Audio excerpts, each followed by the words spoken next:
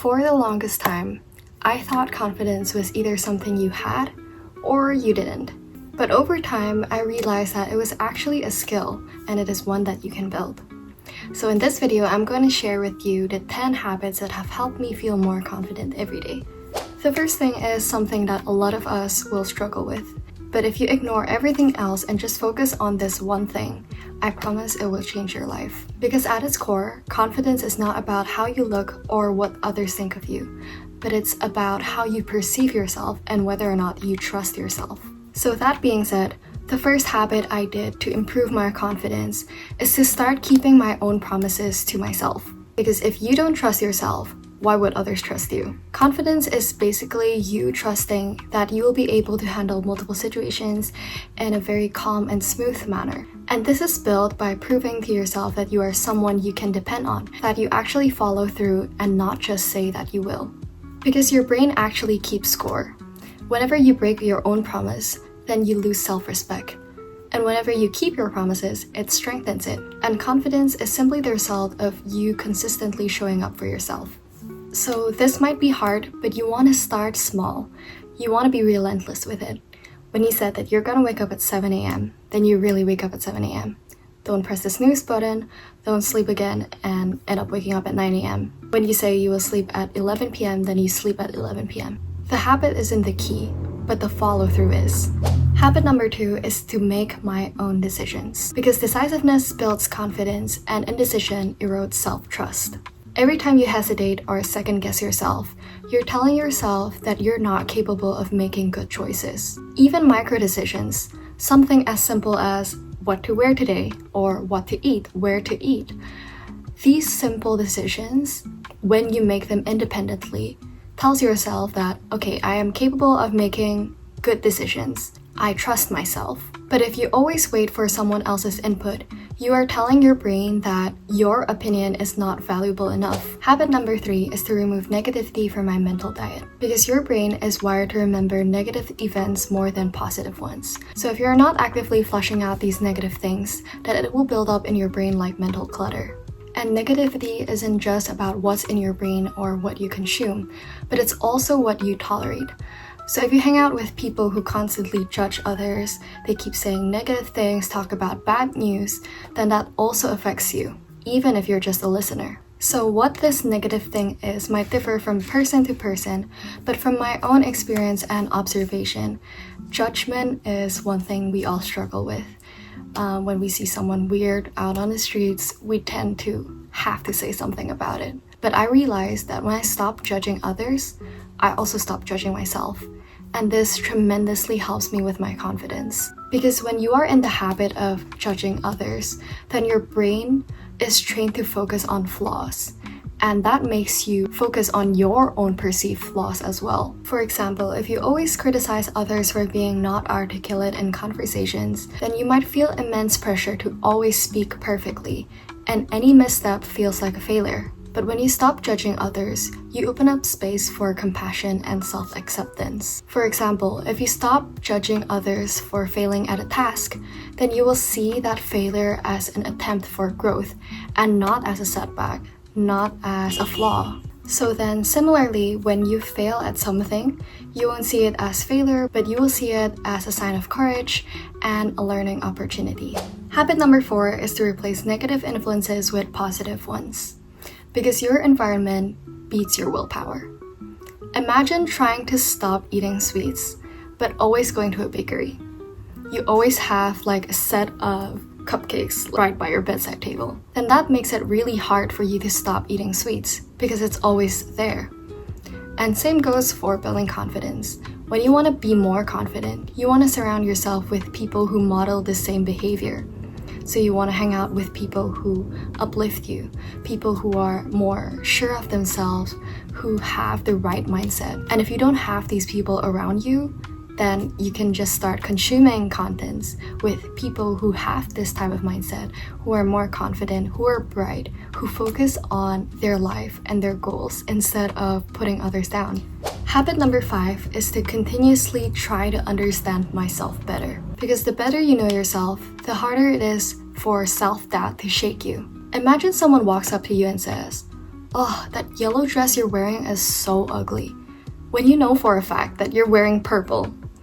So then you won't get offended. That will not shake your confidence because you know you're wearing purple. And that's how strong it is, why it's so important for you to know yourself, so that no one can label you before you label yourself, because you understand yourself best. Some ways to do this is to first do personality quizzes. If you're familiar with MBTI, Carl Jung's MBTI, this is like a really good personality test. It basically divides people into 16 categories.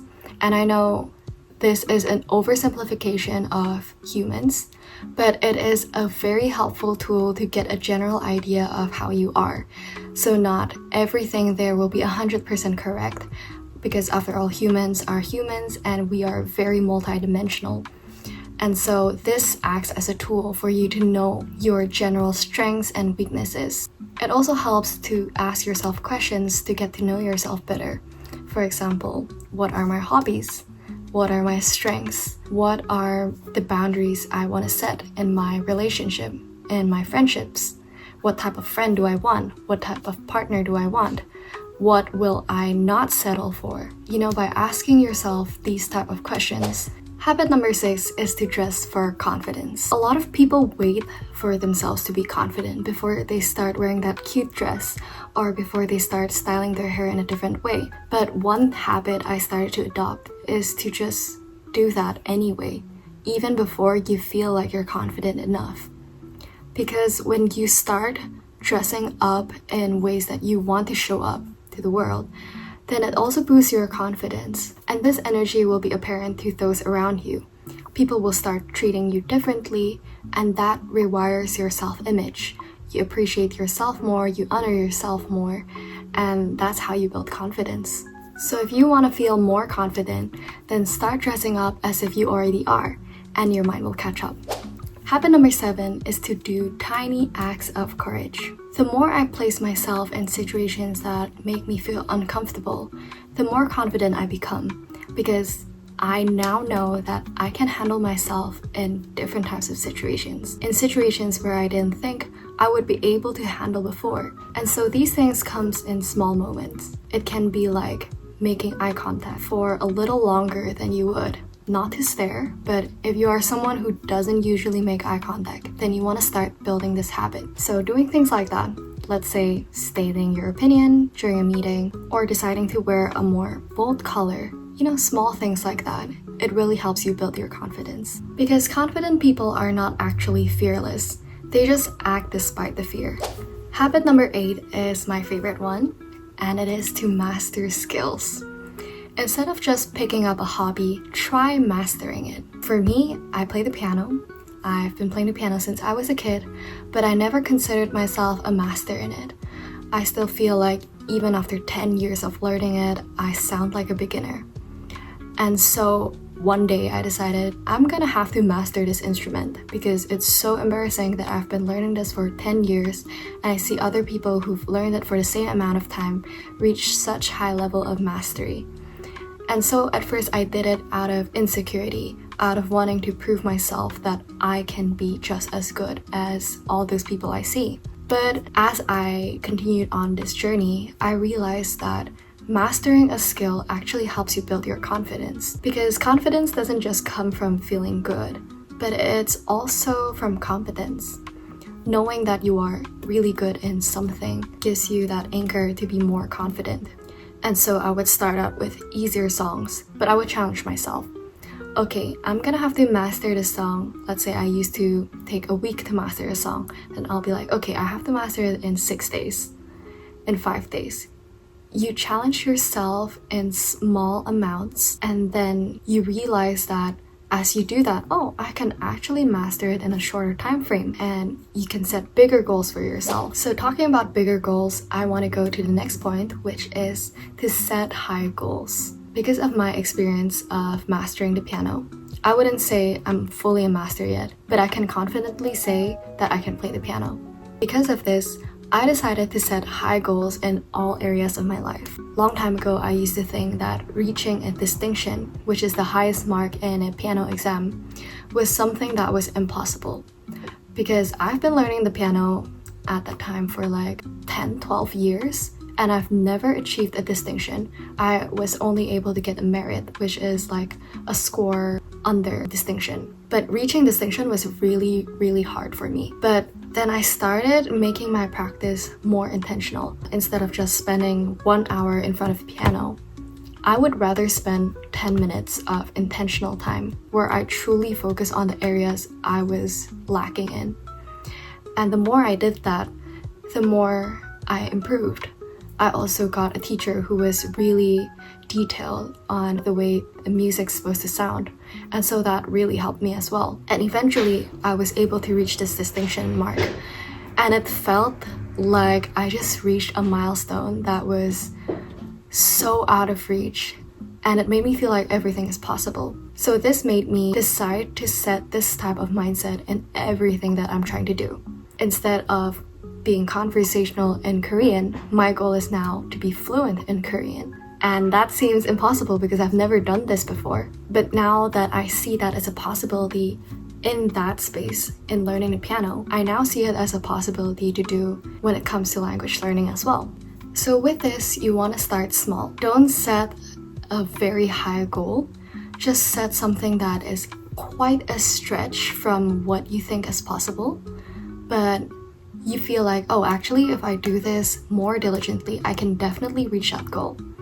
So set that kind of goal for yourself. And the more you do that, the more records of small successes you will build. And that will build your confidence to finally aim for something higher. And if you do this in all areas of your life, I promise you it will be something very powerful. Now, habit number 10, which is the very last habit on this list, is something I find very important when it comes to confidence. It is to learn to bounce back instead of giving up. Because in everything you do, whether it's learning a skill, trying to be more confident, trying to get a new job, trying to start your own business, it will be really hard if we only expect success, if we expect zero failure. But I realized one thing. Failure is actually neutral until you assign meaning to them. Think about J.K. Rowling. She was rejected by multiple publishers, but will we call those rejections a failure? No, we won't.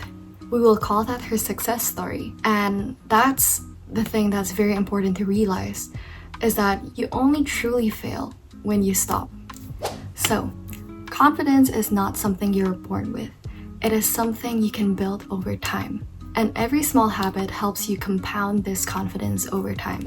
So if you like this video, make sure to leave a like and let me know in the comments what video you would like to see me make next. So, until next time, bye bye!